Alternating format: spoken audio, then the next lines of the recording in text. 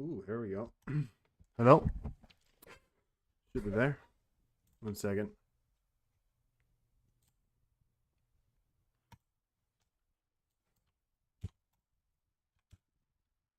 Post.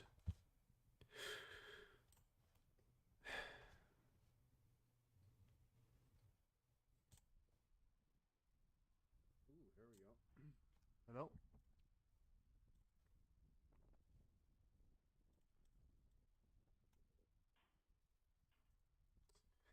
All right. We are here. Let's just do the last thing here. Oh, it's already done. We are here and we are ready. All right. Let's get started. We'll give it a second for people to get in here, of course.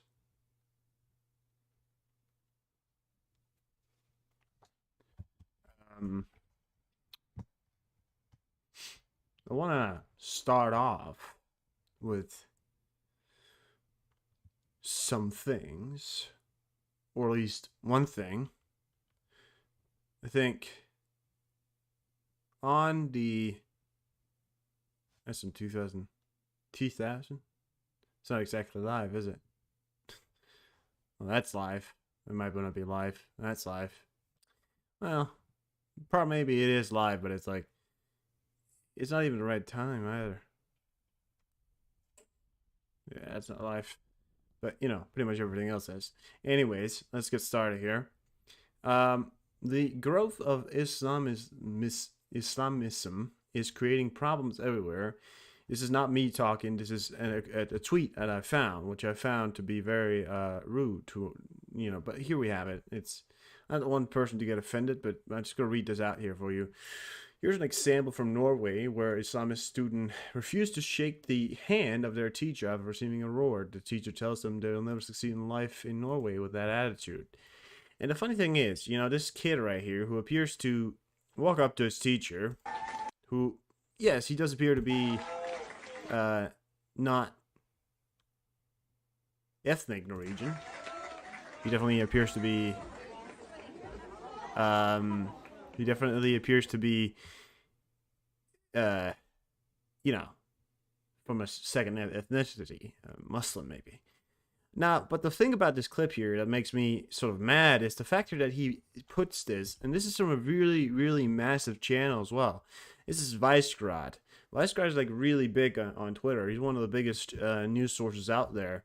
And yes, I do find it sometimes that I do find these clips here, but I think, Vicegrad is turning into a very unprofessional news source.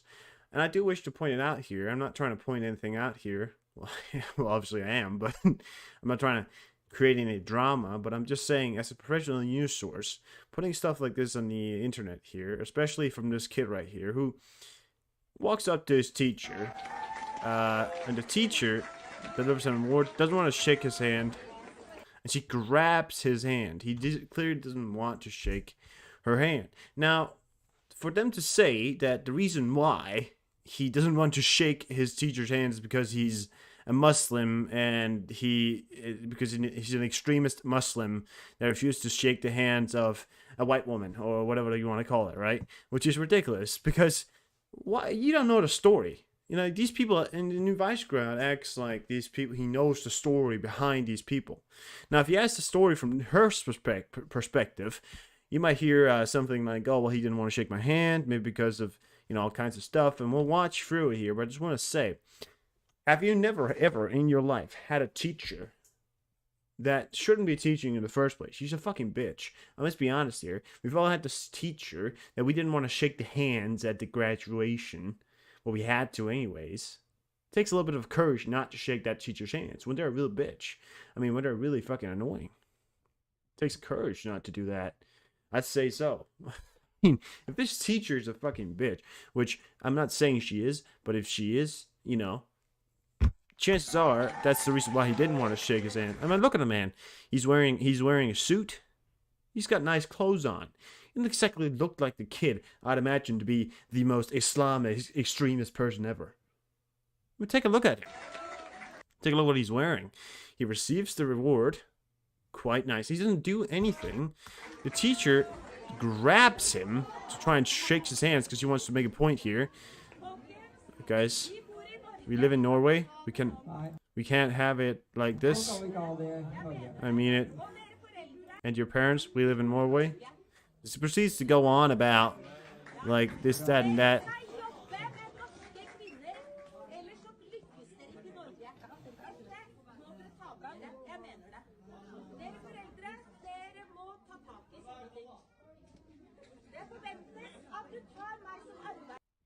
As an employer. The thing is, she says like as an employer, which she's not an employer. You're a teacher or whatever she is. I mean, I don't know, because she says I expected that you shake my hand as an employer.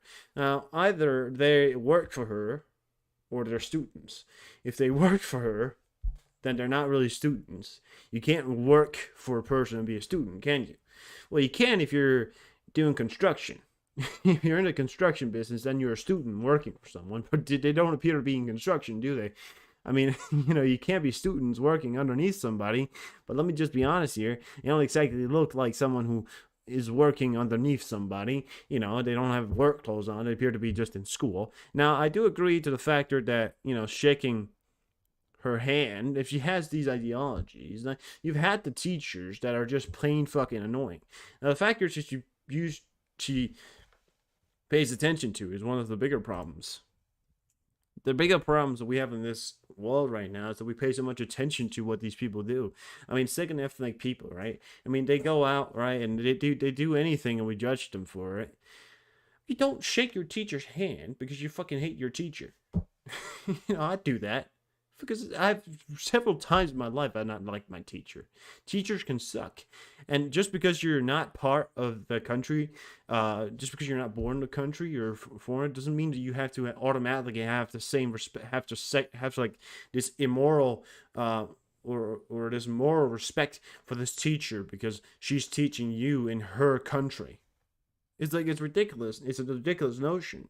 The kid doesn't exactly look like the kind of kid I'd say, oh yeah, he's an Islamic extremist, Holy shit, that man right there is an Islamic extremist. Right there. And he even does like a thank you. No, but listen, the factor that that he doesn't want to shake her hand doesn't make any difference to her, but it does to her. It really does to her. Now, I can't sit here and say that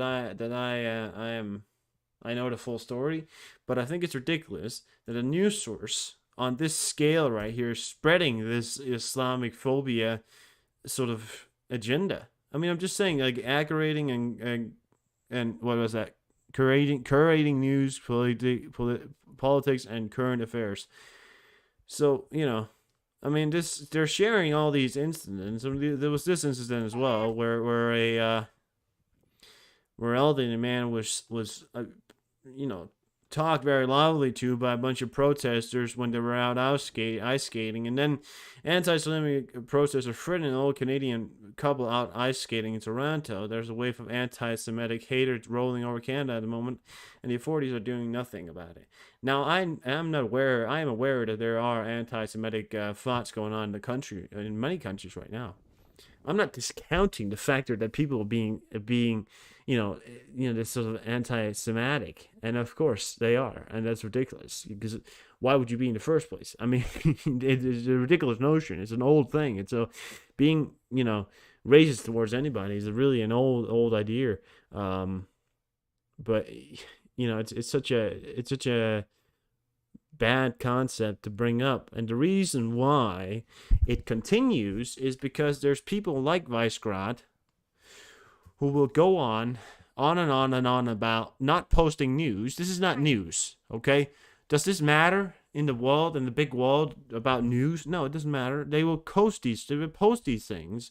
This massive news source will post these videos fueling the problem that it is there in this anti-Semitic protest and this anti-Semitic ideas. And when you're on the internet, you're fed these ideas and they come through. This was in Denmark as well. This was in Denmark.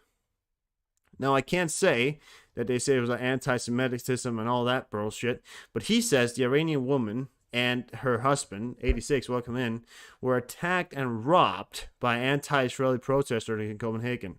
Were attacked and robbed. So here's what happened, right? So a man is furious, comes up and takes the sign from her. That man right there.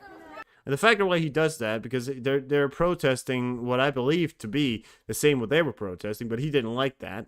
Now, you're not supposed to do that when you're at the protest, but whatever, right? I mean, and then, you know, the sign on her said "Free Palestine from Hamas." That is what it said. It says right here. So it said "Befreit Palestine from Hamas," which means "Free Palestine from Hamas," and it's a true statement. But he didn't like it. He didn't want that right there, and it goes on and on and on. But you know, you can see sort of a, I don't know if there's an escalation points, and they keep talking about what are you going to do about it? What are you going to do about it?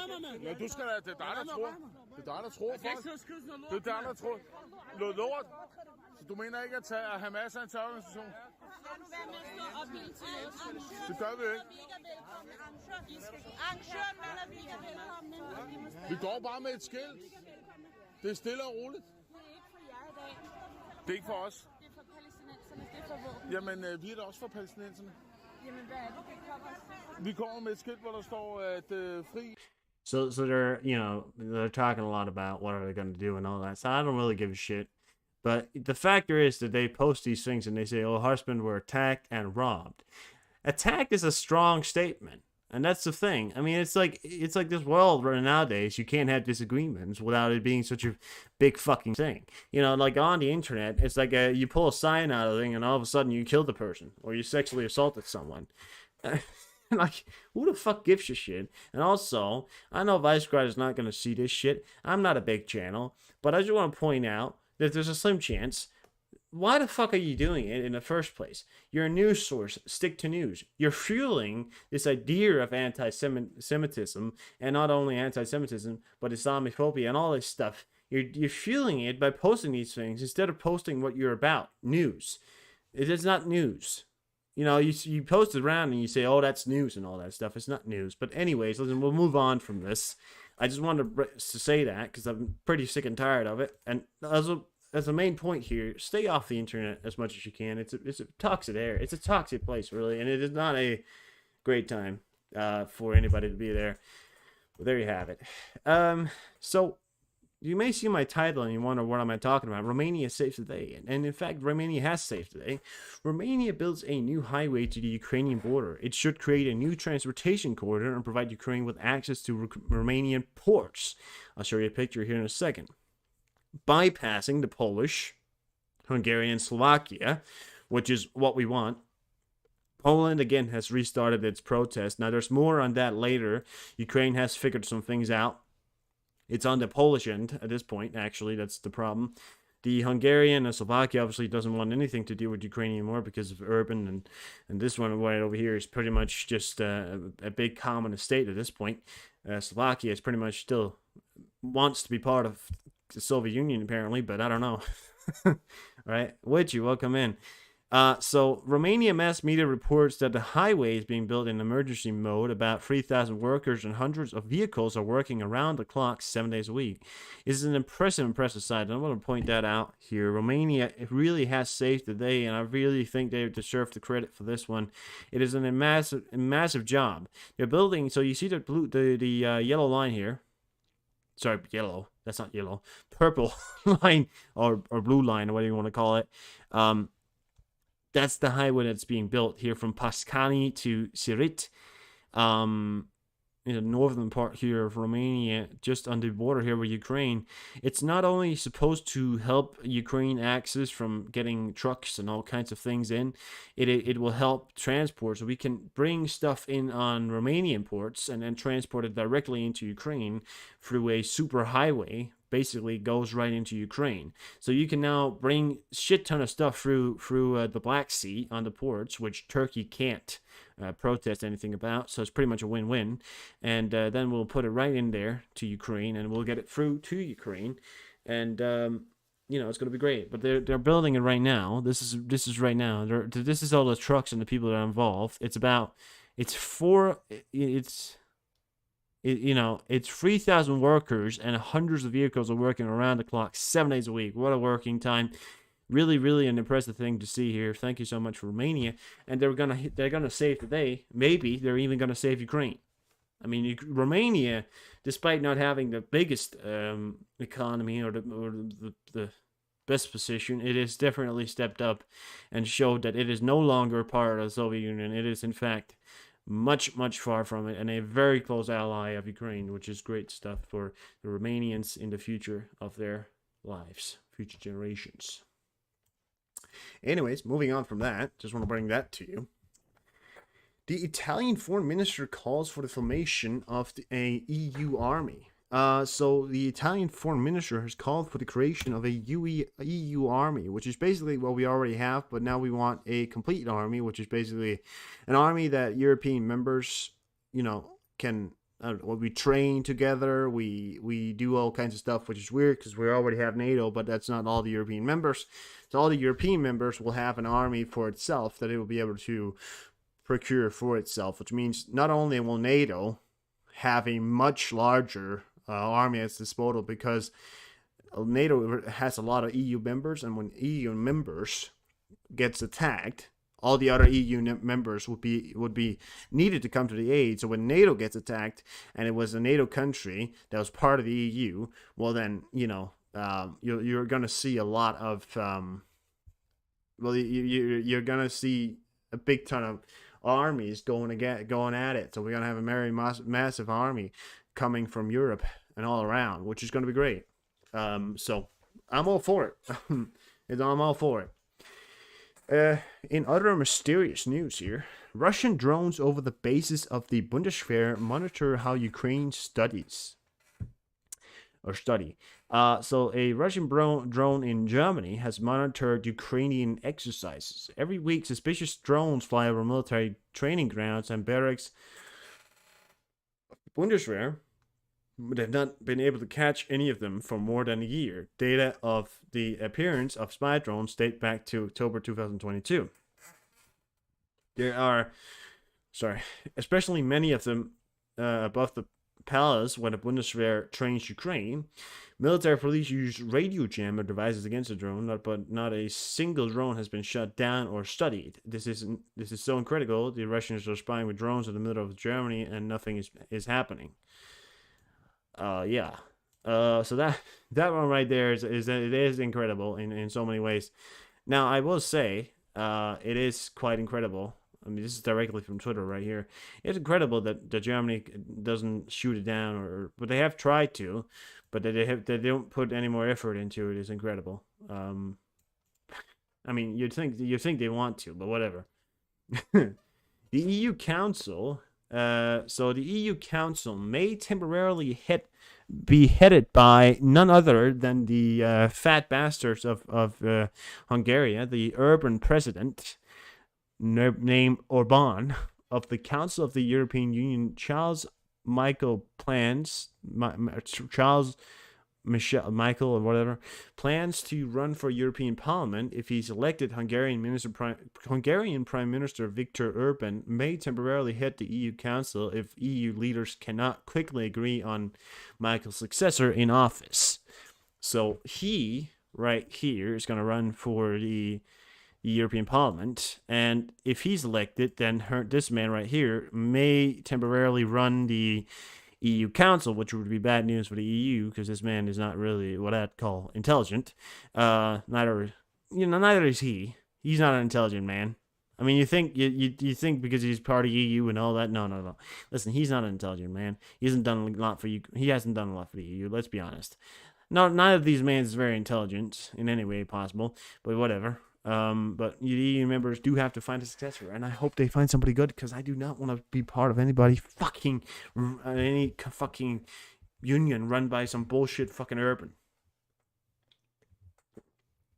Seriously, what a bullshit. A temperature record of minus 31.1 degrees were set in Norway capital. This is the lowest temperature in Oslo in record over the past quarter century. We all better be.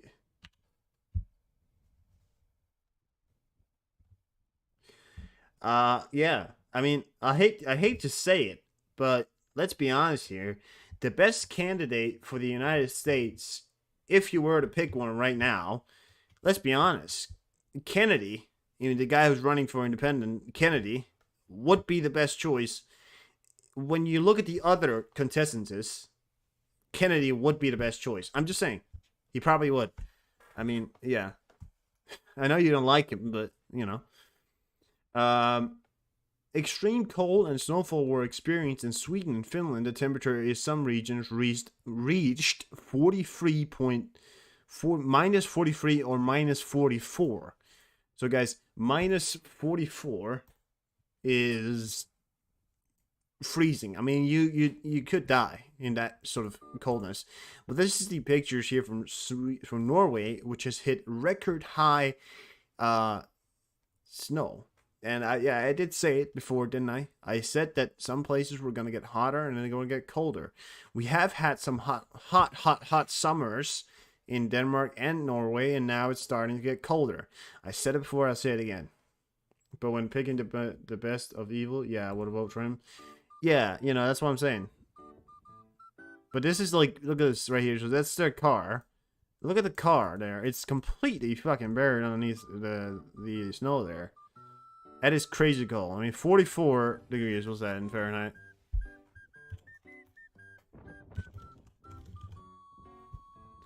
So that's 47.2 degrees Fahrenheit. That's minus 47.2 degrees in Fahrenheit. And in Norway here, what you're seeing is about 31, which is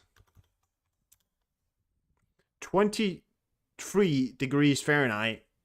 So 23 degrees Fahrenheit, which is the record, sort of snow, and not only snow but cold in Norway, has recently hit. I mean, I said it once, I'll say it again.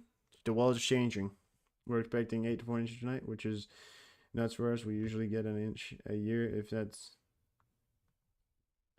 Yeah, I mean, 48 inches, that's really a lot when you're talking about snow. Because in Denmark, we've had about the same 48 inch. I mean, we're getting close to a meter, and they've actually talked about it might start snowing again tonight, which would be terrible for us because, I mean, the snow is at an all-time high. And I'm telling you, we might be heading into an ice age. No, but, I mean, let's look at the weather, Come on. We might be heading into a fucking ice age at this point. The Bavarian Prime Minister and former president called on German government to transfer Taurus missiles to Kyiv. According to Minister-President of Bavaria, Markus Söder, Taurus missiles would help Ukraine fend off contest drones and missiles attacks. In turn, former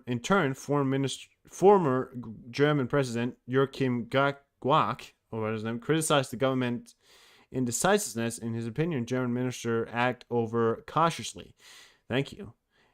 I look at what we are doing with concern and ask whether our support is sufficient. And also, it's ridiculous that Scholz doesn't want to send these Taurus missiles. He must just be so concerned, or either he must be so fed up with himself that he believes that he's the only person in Germany that's right. He's the only person in Germany that has the authority to say no, and he's saying no, and he's the only person in Germany that agrees with himself, which is fucking ridiculous. That's like Putin saying, I'm the only person that agrees that the military, intervention in Ukraine was a good idea. That's basically Scholz saying, I believe it's a good idea not to send Taurus missiles to Ukraine. So how different is Scholz and Putin really? I mean, it's a big difference, but, in sort of self-ego-ness, I say they're very close to each other.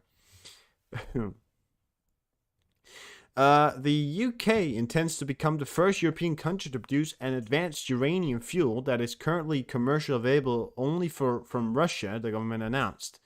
So not only is Russia losing its competitive in the whole goddamn region, but the UK intends to produce the same advanced uranium fuel for a nuclear power plant, which, because the UK obviously looked at it and thought, well, there's a money grab. The UK always goes, oh, can we make money here? Okay, let's do that. And now Russia, of course, being isolated, it's not going to be able to sell their stuff, so they're not going to be able to get it out. And if the UK replaces Russia, well, then that's a lot less money for Russia, because Russia runs a lot of its business on uranium, which is, so... That's good. That's really good. Zelensky quoted today, "In Kyiv today, I hosted Japanese Foreign Minister Kamikawa Yoko. Japan is a very important and powerful partner of ours. I'm grateful for the level of cooperation we achieved, a true strategic partnership. I thank Japan for all value assistance to our country, including security assistance, strong leadership within the G7 and the international arena, and financial, economic, and humanitarian aid. Japan has also provided a larger energy assistance package. Today we discussed our further cooperation, including the Ukrainian recovery conference in February, as well as the next joint security steps, joint work on peace formula, and the strengthening of sanctions against Russia." Here you have it. Oh my God, look at that. "I'm confident that this year will be meaningful for our bilateral relations." You know, they're already looking into goddamn relationships and all kinds of stuff, but there you have it. That's the Japanese delegation and the Ukrainian delegation. Two countries that could not be further apart has been brought together. What a beautiful story. Yeah. An American steel beast in capable hands of the UA Army. Abrams tank is ready for a new combat mission. So I don't know if you've seen any Abrams tank running around in Ukraine in these difficult times, well, weather-wise. But here you have it. This is an Abrams. Now, you Americans should be very proud of this, because this is a beast. Here you have it, coming very fast, I'd say. Smooth through there. Also, listen to the sound of the Abrams. That's why I love the Abrams a lot, because the Abrams is a silent machine. It's really, I mean, even though I have it down low, right? But even if I turn it up a lot, it's going to make more sound.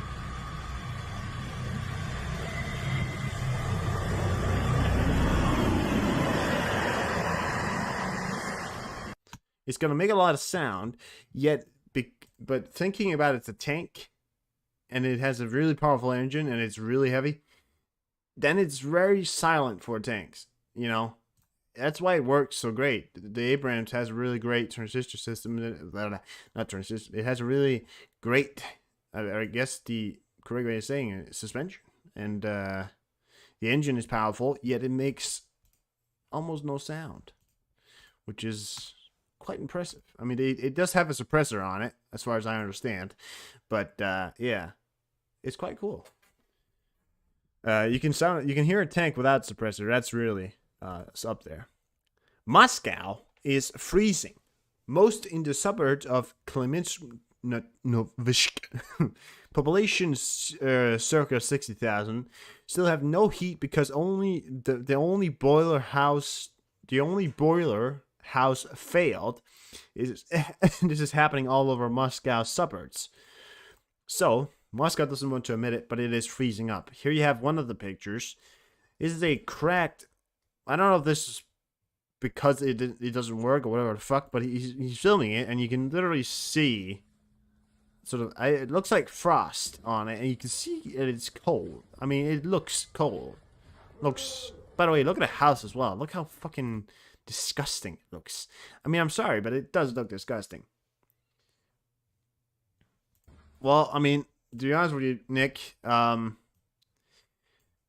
they're in many ways far from it, but they're not that far from it when you think about it like an escalatory point. They're very much doing the same they did the last time they went to war. I mean, it's sort of this, you know, escalatory point. And right now, the South Korean Security Council is discussing, you know, also doing artillery strikes towards North Korea. So, you know, North Korea for the last 3 days have been continuously shelling the island near Pyongyang, which is like an island just outside here in the I think it's the East China Sea, and it's this island right here, and the North Koreans have continuously shelled around it and gotten very close. Now South Korea has already responded once, but South Korea is discussing responding again, which means, I mean, they're going at it. And these countries, they have a very tense history of going at it and then really going at it. So, you know, you have to see. But when you're talking about an eschatological standpoint of view, they are certainly what I would say close to being, at least in some form of conflict.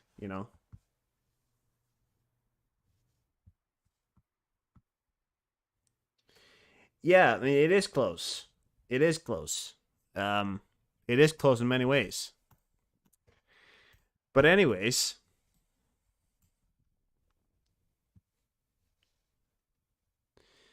people in the Moscow regions making bonfires to warm up. Problems with heating for Russia started a few days ago. So all the plumbers have been sent to war, or all the heat workers, however you want to call it, has been sent to war. Now they're burning their furniture to stay warm. I mean, this is Russia right here, the country that said they were going to freeze Europe. Now, keep in mind, Russia said they were going to freeze Europe, right? They were going to make us freeze. Now, I'm sitting in Europe right now, and I'm not freezing. So that's one thing. Second thing, it appears that Russia is freezing. Выходят с пикетом, ждем дрова, потому что дома холодно, теплее даже на улице.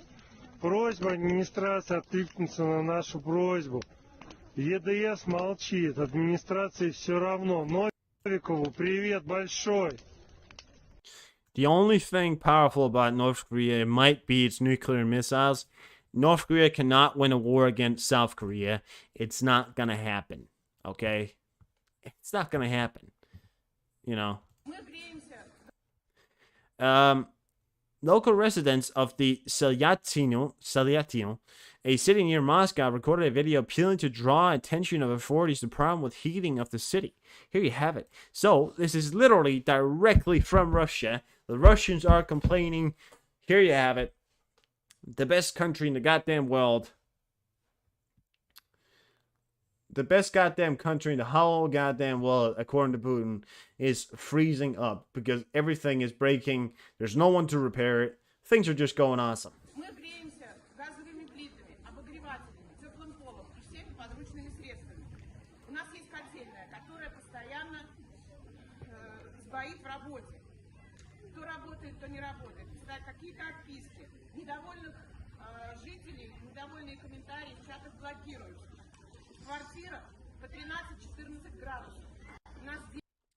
Inside the apartments, it's 13 to 14 degrees. We have children and the elderly. Please help.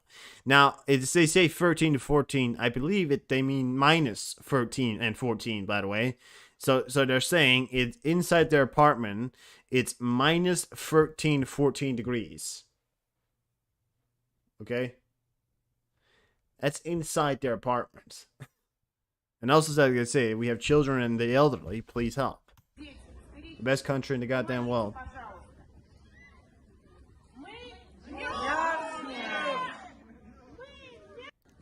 Now, the funny thing is, a lot of these older people, right?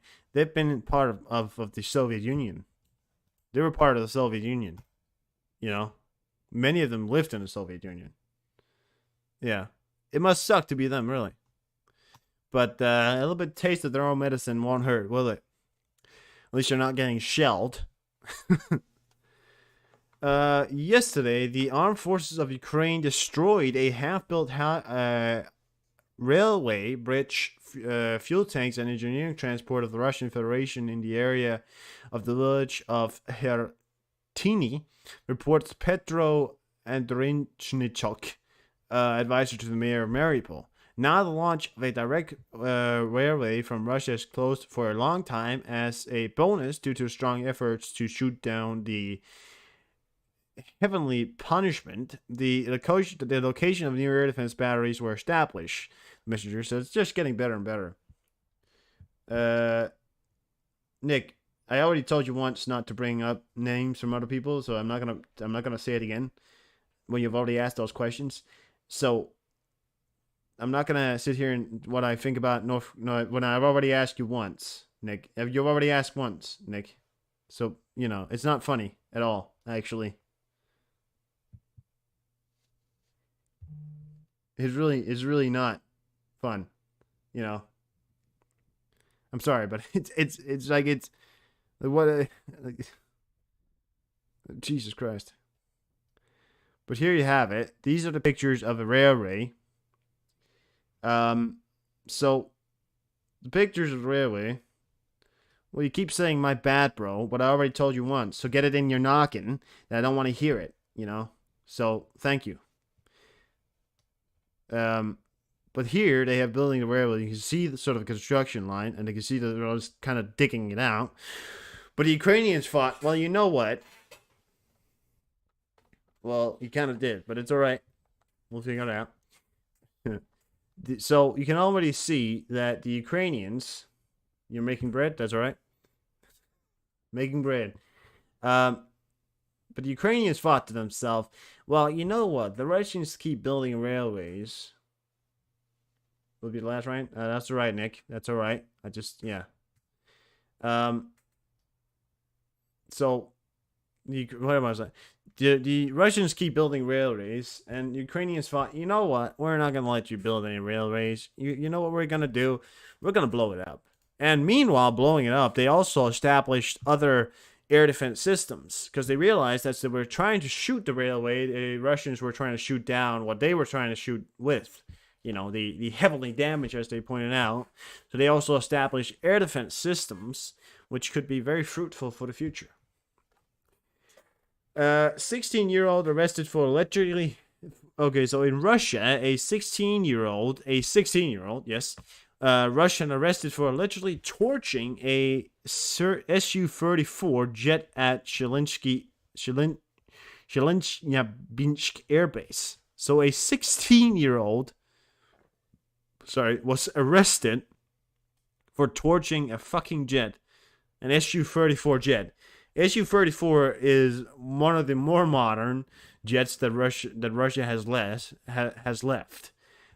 So it was very surprising for me to know that a 16-year-old took it into their own hand to burn it down. What a goddamn hero. He might have either been drunk or just simply thought to himself, I know what I'm going to be doing today. I'm going to burn down a jet. Yeah. Multi-million-dollar jet. Yeah, that's what I'm going to be doing today.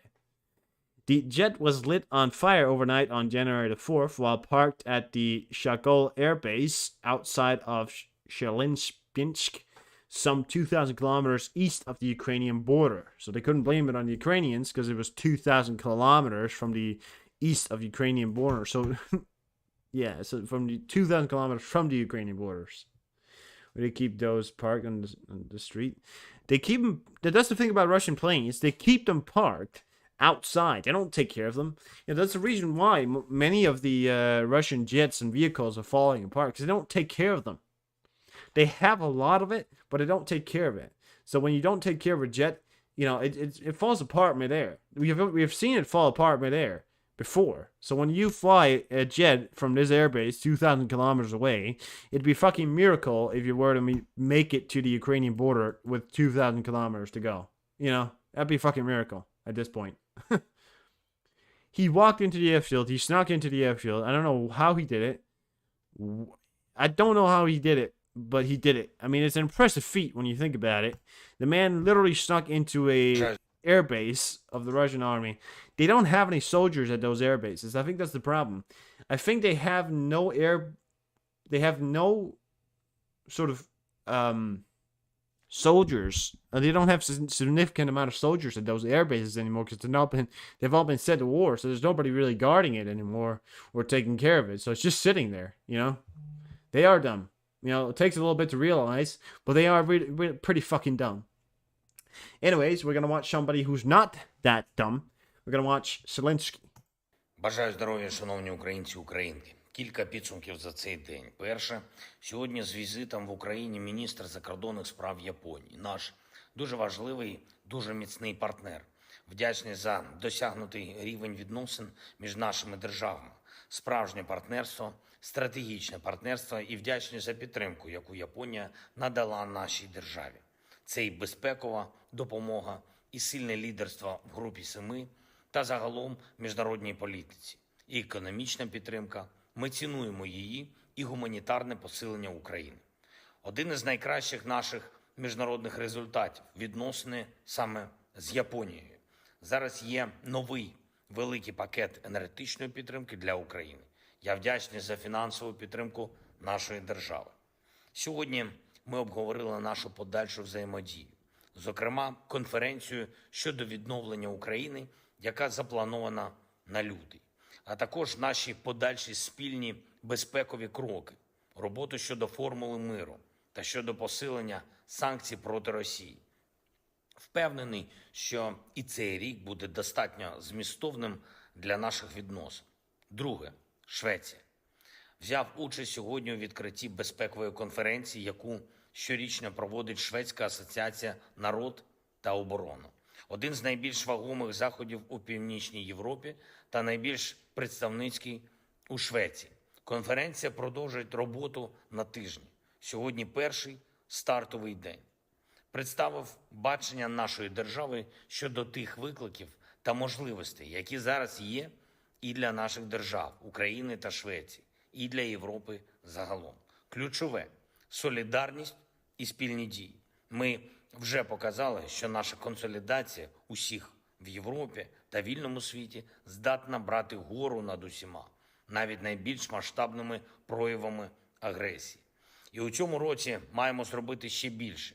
Маємо додати ще й співпрацю в оборонному виробництві, у спільних проєктах, зокрема в Україні. Шведські бойові машини CV-90, CV-90, шведська артилерія Арчери вже показала себе в руках наших воїнів на фронті. І уся Європа має достатній потенціал, щоб гарантувати безпеку за будь-яких обставин і настроїв в глобальній політиці. Третє. Провів тривалу нараду щодо наших планів на цей рік у відносинах з партнерами в Євросоюзі і в НАТО. Наша комунікація, наші внутрішні зміни, кроки у відносинах, на які розраховуємо. Також і непублічна робота з партнерами. Чітко формулюємо завдання. Були на нараді голова Верховної Ради, голова уряду і профільний віце-прем'єр-міністр, міністр закордонних справ, міністр оборони та його перший заступник, і міжнародники Офісу президента і голова Офісу. Пріоритети наші зрозумілі. Повністю реалізувати рішення про відкриття переговорів, підготувати нашу переговорну рамку з Євросоюзом. Також виробити таку систему відносин і комунікацій з членами Альянсу, щоб кожна держава, кожен лідер на 100% відчували, що разом з Україною НАТО стане значно сильніше. Ще одне. Сьогодні увесь день ще тривають аварійно-рятувальні роботи в Покровську та в навколишніх селах. Це Донецька область. Наслідки російського ракетного удару вчора. Продовжуються пошуки людей під завалами. На місці працюють всі необхідні служби, зокрема наші рятувальники ДСНС України, поліцейські. Я вдячний кожному і кожній, хто задіяний в цій роботі. Особливо хочу відзначити сержанта Віталія Бута, головного майстер-сержанта Володимира Долженка, старшого лейтенанта Богдана Мачульного і майора Сергія Пишнограєва. Я вдячний за вашу самовідданість. Також відзначу працівників поліції в Донецькій області. Сержант поліції Ілля Петренко, лейтенант поліції Ярослав Яресько та капітан поліції Сергій Левченко. Дякую, хлопці. Хочу також сказати про поліцейських Харківщини, тих, хто допомагає розбиратись з наслідками ударів російських терористів, допомагає людям, спілкується з рідними тих, хто загинув, встановлює правду і фіксує докази російських воєнних злочинів. Зокрема, відзначу поліцейських, які працювали на місці після російського удару по селу Гроза в Куп'янському районі. Майор поліції Юлія Бражо, майор Наталія Матвієнко та полковник Оксана Олійник. Я вдячний вам і усім вашим колегам, які працюють заради людей та України. Дякую кожному в Україні, хто додає сили нашій державі, хто зміцнює наші позиції, наших воїнів і увесь український народ. Слава Україні! Do you sometimes think when people join my stream and I'm watching Zelensky, do you think people think I'm Zelensky? No, I mean, if I'm just watching Zelensky, that's all I do all day. I just watch him all day. I don't do anything else. I just watch Zelensky. He's a great man. You know, I sit here all day. I'm like, you know what, honey? You know what we're gonna do tonight? We're gonna watch Zelensky. Oh, we watched Zelensky last night. Exactly. I'm going to do it again tonight. It's going to be great. It's going to be different speech. It's also weird that he does this every single day. I don't know. I've never heard of a man who takes the time to explain events throughout the day. The president himself has a Twitter account, puts out videos. Joe Biden doesn't do that. You know? But yeah. It's great.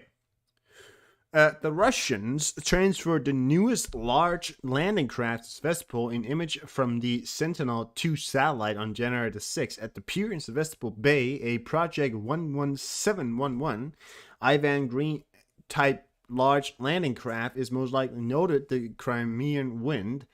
A monitoring group reports citing satellite data. So this picture right here, and it got me wondering because I don't know exactly. I'll watch him all day long. Yeah. Watch him all day long. Nothing else. Just all day. But this right here is the 117, the Iron Green class. Now they say it potentially could be. We don't know for sure. So I'm not going to sit here and say it is true that it's there. Some are saying it. Some are bagging it up with the proof of the satellite images. But a large sort of landing craft to Sevastopol. A newest one at that. Which is interesting. So, have to keep an eye on that. And why they would do that. Doesn't make a lot of sense why they would do it. You know, it's their newest landing craft and they send it to an area where it can get destroyed. It's a big target. They have very little air defense systems in the region left able to defend it. And they decide to send their newest landing craft to a port where it could get destroyed.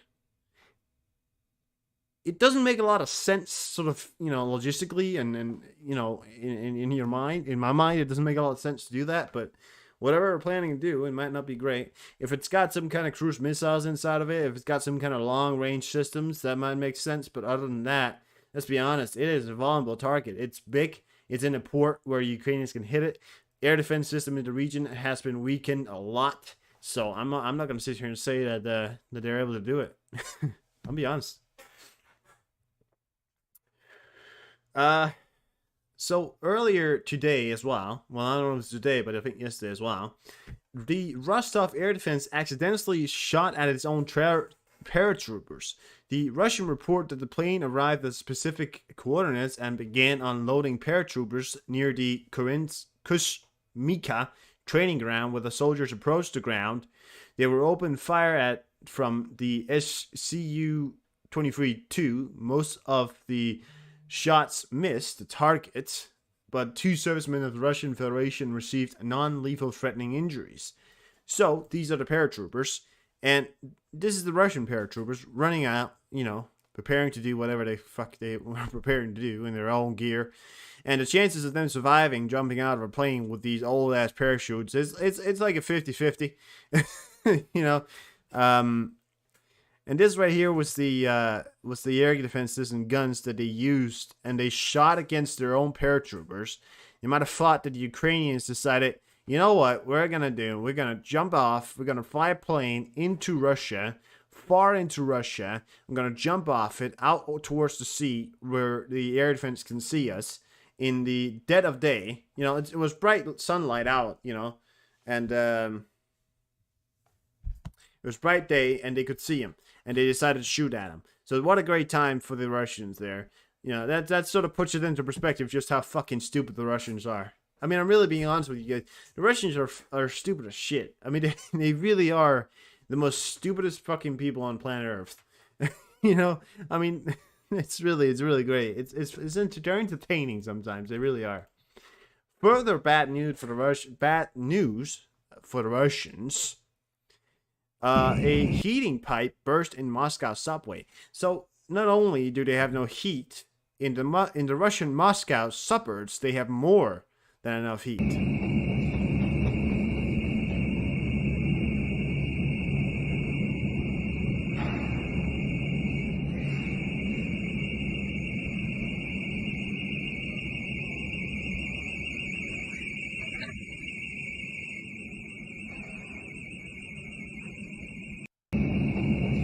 fire alarm obviously went off. What a great time. Great time for the Russians, great time for everybody else.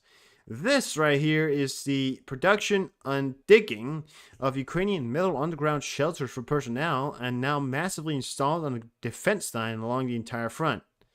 This right here is a massive iron metal underground shelter for personnel.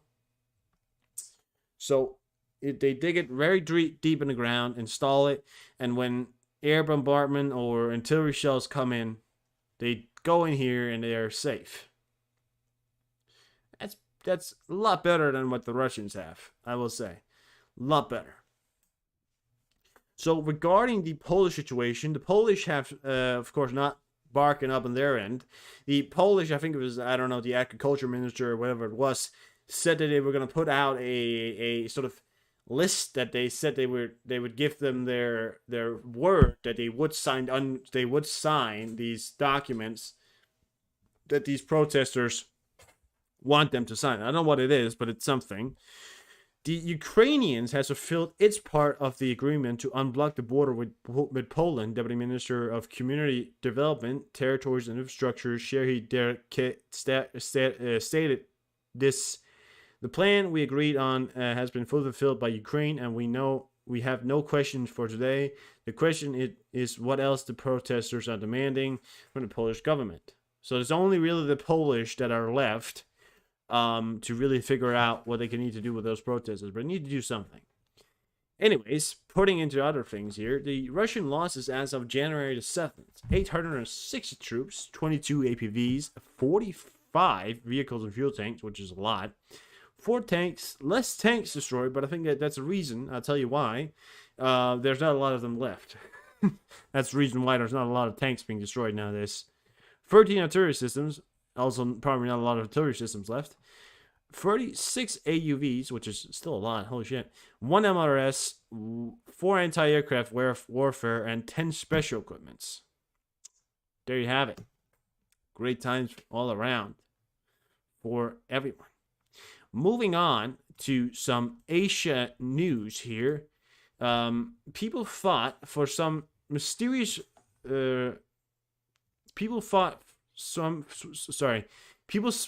some form of mysterious fog had suddenly appeared in South Korea. It turned out it was a gas leak from a gas station and it soon exploded. Somehow, none of the drivers in the video lost their lives. So, YouTube, as well as everybody in here watching, I want to make sure to tell you guys, this right here is a video of sort of a gas leak that explodes. Now, the people in the car do not get harmed, at least not life-threatening, and they do not die, which is one thing I want to point out. They survived. But it is massive. Check it out. All that fog, they thought it was some kind of, you can see it's kind of up to here. And then boom! It's the whole ground lit a light. You hear the man inside, he's still alive. But look at everything afterwards. And just stop for a second afterwards. I mean, Jesus Christ, look around. Everything is on fire. The whole goddamn sky's on fire. Everything just burnt to a crisp within minutes. Look at this. So it exploded, right? And it just, look at that, you see it spread around. That right there is a very dangerous thing to be happening. I mean, you'd be glad you're sitting in the car when that happened. If you do not know this lady right here, I'll tell you who she is. She is the sister of the infamous Kim Il-sung, the North Korean dictator and leader of life. The sister of the DPRK leader Kim Il-sung said that North Korean troops have already removed the safety catch and are ready for battle. This is one of the things here. Let me explain again. Our army has already removed their safety catch, which means sort of I guess what the best point to point out is sort of their when you have a firearm and there's a safety on it, they've taken that off. In case of minor provocation, our troops will immediately begin military operations. So this is what we're worrying about. This sentence right here. She's the sister of Kim Il-sung. You know her words comes not only directly from Kim Il-sung, but also very much influenced by her. That this sort of in case of minor provocations. The funny thing is that North Koreans have right now, they've provocated the South Koreans. The South Koreans have provocated in the way that they've conducted live fire drills, but they haven't thrown anything towards the North Koreans as of just yet. However, they might be doing it in the very near future because the Security Council in South Korea is discussing the idea of actually delivering some kind of payback, not on land, but also near an island, the North Korean island, for example. But the really interesting part about that would definitely be that, that would be, sort of a minor provocation. So it's up to the North Koreans to really determine what a provocation is. Is the North Koreans provocating so the South Koreans will provocate and then the North Koreans have an excuse to launch something?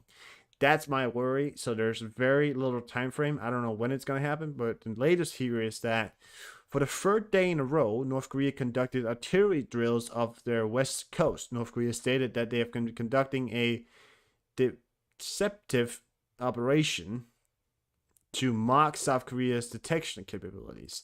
South Korea officials believe that North Korea has nulled the null hostility zone in the Yellow Sea. Active considerations are underway for South Korean military to take corresponding measures when North Korea artillery shells cross the NLL or land near the de facto maritime border, which is, again, just want to pull this up here. That's sort of the maritime border right there. This is the maritime border. The shells have been landing all around here and along these islands here. Gun ports associated to North Korea coastal artillery position remain open near the NNL. Most of the reopened when North Korea withdrew from the 2018 Inter-Korean Military Agreement in November 2023. North Korea plans to carry out strong, unprecedented response if South Korea carried out provocative responses, which is the scary part again. It could be that, they are provocating so that South Korea will provocate so they have an excuse to do something else. That's why I'm worried. That is directly why I'm worried.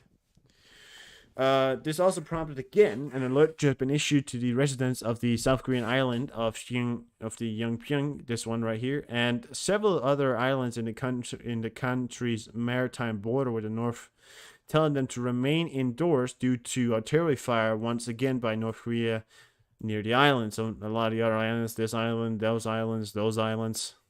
Yeah.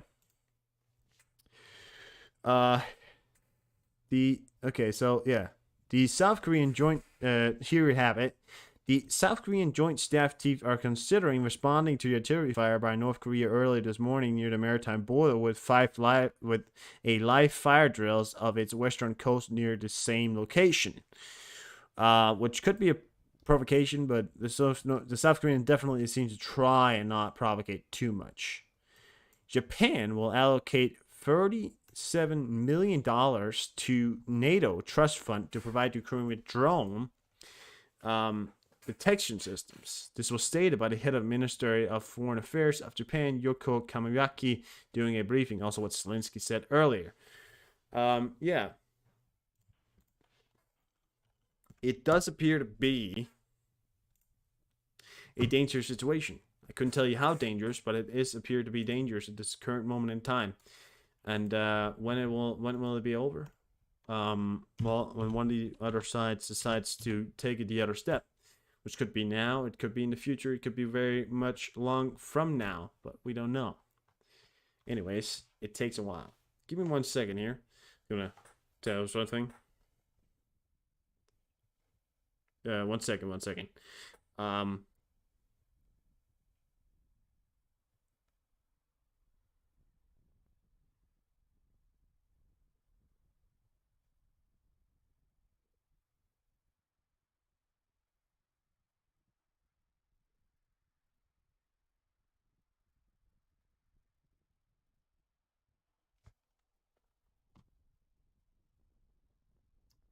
In other news, in the United States arena, The U.S. Central Command announced earlier today that the USS Laboon, an Airlie Buka-class guided missile destroyer operating in the southern Red Sea, were able to shoot down a one-way suicide drone which has been launched towards the ship by the Houthi terrorist group in Yemen.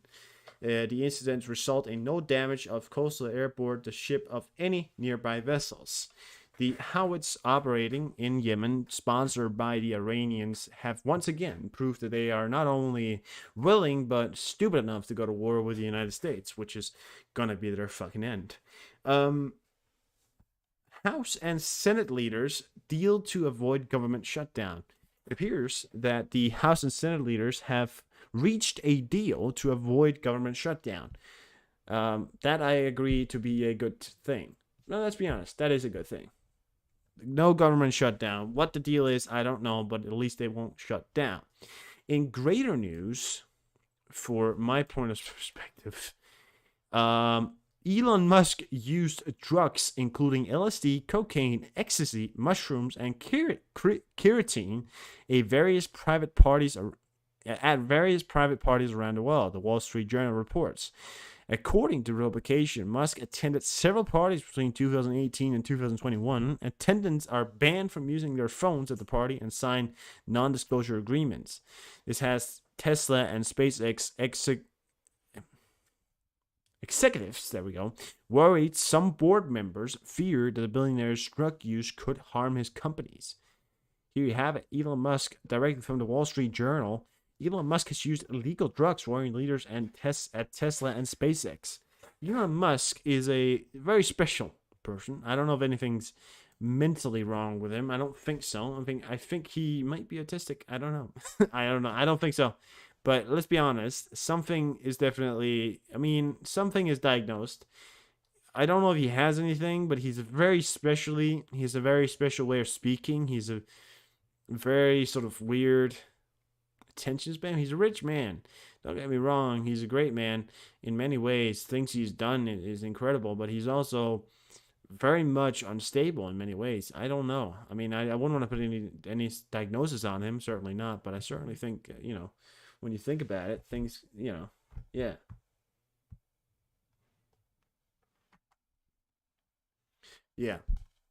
So the U.S. intelligence believes that Chinese missiles, this is a good one, the Chinese missiles, apparently, according to U.S. intelligence, is filled with water. Because he's special, right? Yeah, he is. Because of the massive level of corruptions in China's missile force and country's overall defense industry, U.S. officials now believe Xi Jinping is unlikely to risk larger-scale military operations in near future, the paper said, which is cool. Good, actually. But I don't know why it would be filled with water. I don't think it makes any difference if they fill it with water or if they fill it with missiles. If they fill it with nothing, it'd still be a rocket launcher they could, sort of bring around. And also, filling something like that up with water wouldn't help the thing. It would very likely damage the system inside. So I wouldn't necessarily say that it's filled with water, but I'd say it might be filled with nothing, which is true. But there's a lot of corruption. I think China may be so close to being corrupted as the fucking Russians are. In the Middle East, the Israelis hit a convoy of trucks in the Al-Bukamal on the border of Syria and Iraq. The trucks were full of rockets that the regime in Iran was trying to send Hezbollah in Lebanon. Not this time, they said. Look at this.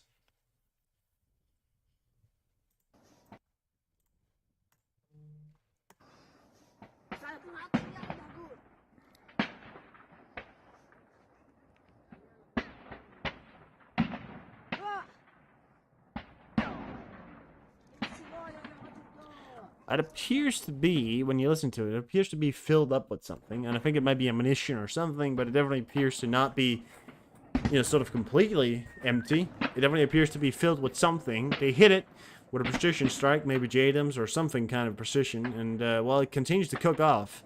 Not a great time for the, whatever that was. What was the Syrian or the Iranians or whatever? Yeah, so the trucks were rockets that the regime in Iran was trying to send to Hezbollah, by the way. Again, as I mentioned earlier, Iran is the sponsor of most conflicts in the Middle East, alongside Saudi Arabia and everybody else. Israel is preparing for a war against Lebanon. Senior officials say that the time has come to change the military focus from Gaza's Lebanon to switch the offensive operations. Israel officials said that the IDF operation must be shifted from defense to attack. The diplomacy will not work, and that Hezbollah must pay a painful price and feel the pressure. They say that the Israelis should prepare its forces for actions on the Lebanese front and promote operational plans for war against Hezbollah. Important meetings were held this week, and some plans has already been approved. The source, the Israeli journalist Amir Bohbot. Yeah, they're headed to war. They've been headed for war for a while. They keep saying they're heading to war. I believe they're heading to war, but I can't tell you when or how. But it certainly seems like it. I mean, they're at a tipping scale of when, like, tomorrow they're probably not, but someday, you know, they're at the tipping scales. A badass picture of an Israeli soldier poses for a photograph, allegedly at the home of Hamas leader Yahan Sinwar in Gaza. The Hamas leader's home has been raided and put up with a Israeli flag, which is, I mean, that's the ultimate revenge. And this man right here set up with his sniper on the chair of the Hamas leader and posted up like the coolest fucking picture I've ever seen the whole goddamn wall. This picture right here is going to be a future of the goddamn wall right here. Look at that picture right there. God damn. I mean, even if you hate Israel, you gotta agree. That's a cool ass picture right there. Anyways, don't have much else on my document, so I'm sorry, but you know, there's not much else to tell you. Yeah.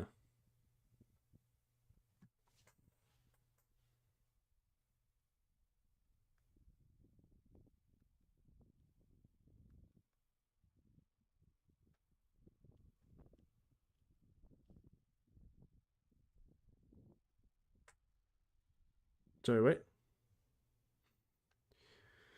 Oh yeah, I seen that one.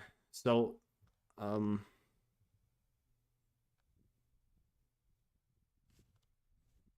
boats on fire.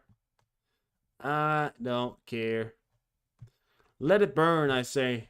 Apparently, some ships in Iran is on fire, but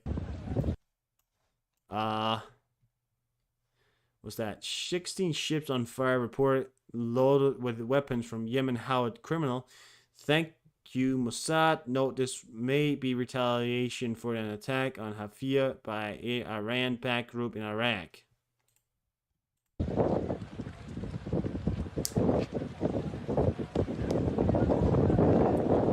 God damn, that's a lot of fucking fire. I think that's ISIS. That's probably ISIS.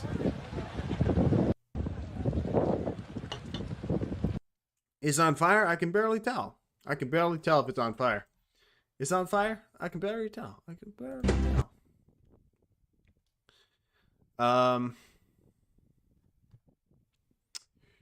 What was that? Oh yeah. I get to watch this. Latvians honor the 9,000 Latvian riflemen who fell on the Christmas battle between Russia and Germany in December 1916 to January 1917. Sorry. The Latvians fought on Russia's side, but soon started forming national formations leading to independence Latvia. Barely.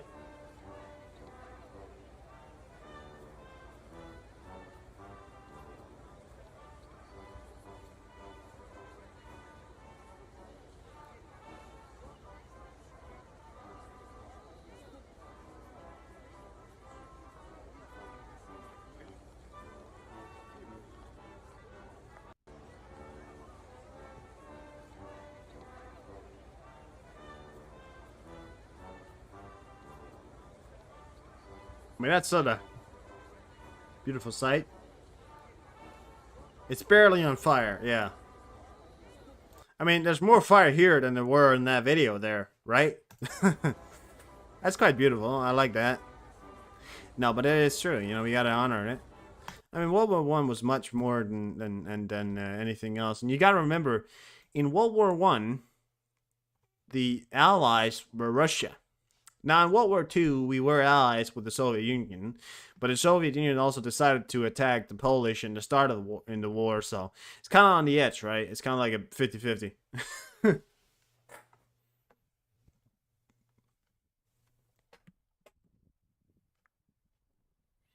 It's a 50-50. I'd say that's fair enough to say. It's a 50-50. It's a 50-50. I mean, they were our allies, and a lot of them died. I mean, I've never ever heard of a more stupid decisions. I mean, the Soviet military in the 1940s during the World War II. I mean, I've never heard of anybody making worse decisions than the Soviet military. And they had a wide front to defend, which made sense. They needed a lot of soldiers. I'm not sitting here and criticizing the soldiers. Obviously, the soldiers did well. They fought the Nazis. They didn't have anything to do with the communists or the invasion of Poland. Many of them did not.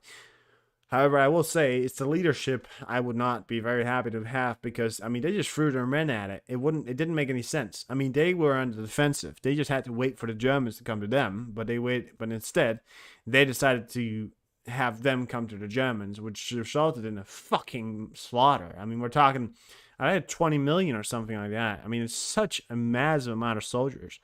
The U.S. lost 400,000 soldiers. That's a lot of soldiers, but compared to how many arenas, think about this: the U.S. fought in the Pacific. They fought in North Africa, most of Africa, and they fought in Europe. They lost 400,000, somewhere above that, a little bit above that. Yet the Soviets, only fighting really in one place, lost 21 million soldiers. I'm not saying that I'm not saying that I won't disagree with the soldiers, because the soldiers, obviously, they're heroes. They fought the Nazis, but it's the leadership I would definitely sort of have a relook at. Is this really sort of what we need here? Does this make sense? I'm just, like, the British almost, the United States fought in all arenas. The Pacific, they fought against the Japanese on their own. Well, not completely on their own. Obviously, the British and the Australians and many of the Asian countries, China and all that, were obviously very much part of the Pacific campaigns. Obviously, they didn't fight alone. Obviously, they didn't. That's a complete lie. But I mean, they did co-head the operations, many of the operations, and the beach and the island hopping campaign was one of the most brutal campaigns. But they did it still with numbers that was rising, but relatively in the formless. But I don't know. I mean, I don't know why I'm bringing it up, but I'm just saying,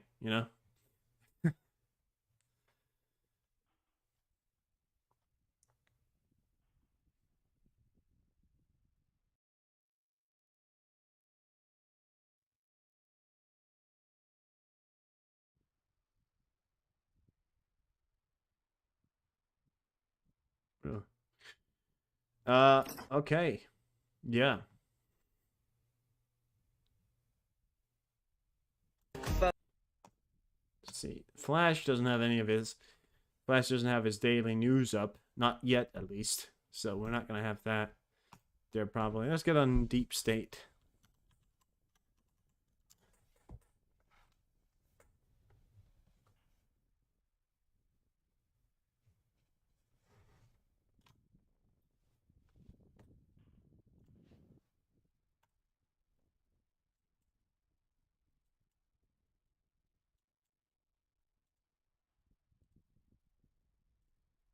Oh wait, I gotta show you guys.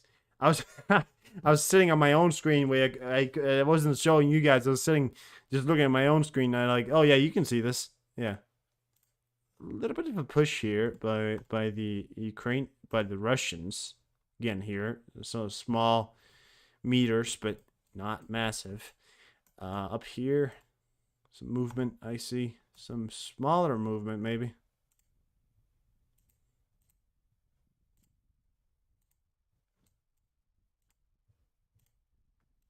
No. Nothing really. I mean, oh, over here we definitely have some. That was some Ukrainian advances. Look at that.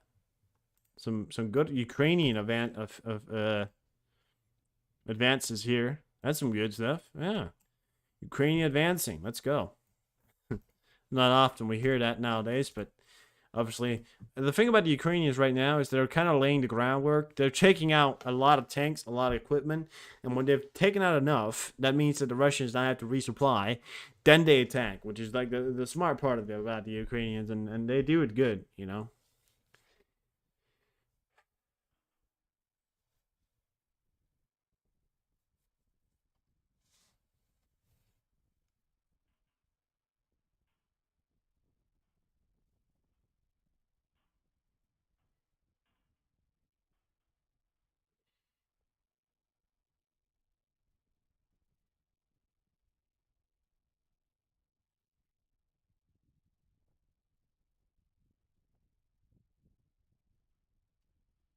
They do real good.